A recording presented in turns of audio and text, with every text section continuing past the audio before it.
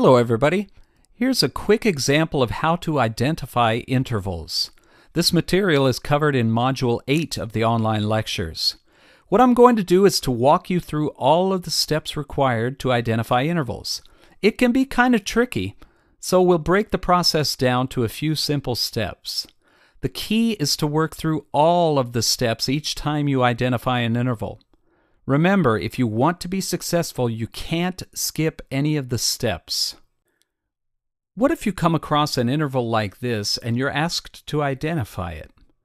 First, you have to get the interval number by counting lines and spaces from the bottom note up to the top.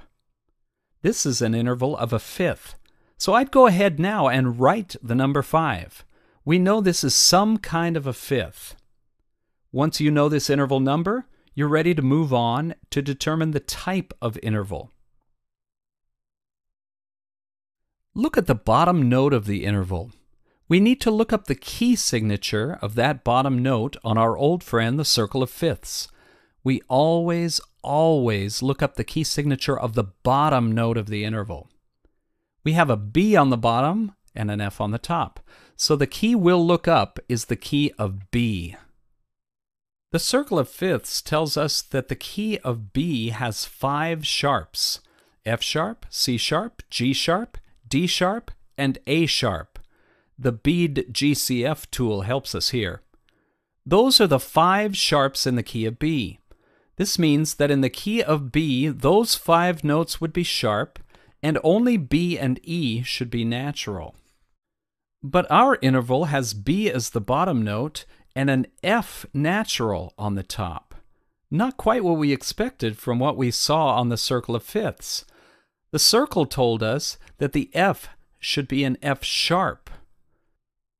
Let's look at the notes we have on the keyboard and compare them with the notes that the circle of fifths says we should have.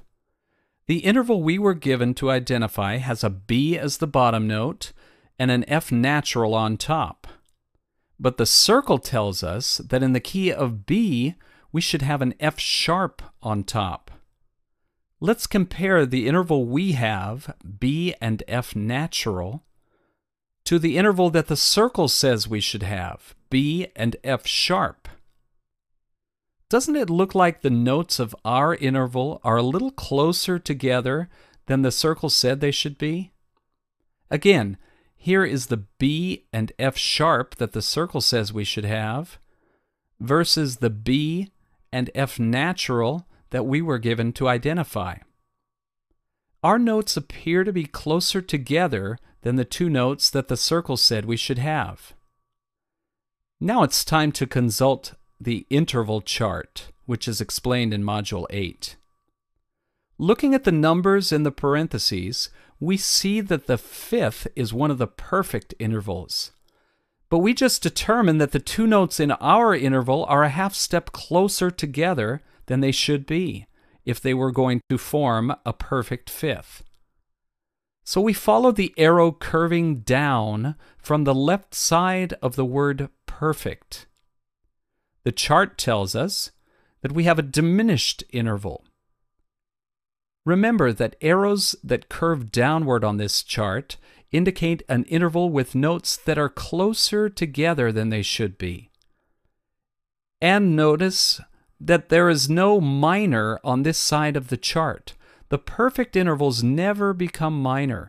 They go straight to diminished. Our interval, B up to F natural, is a diminished fifth.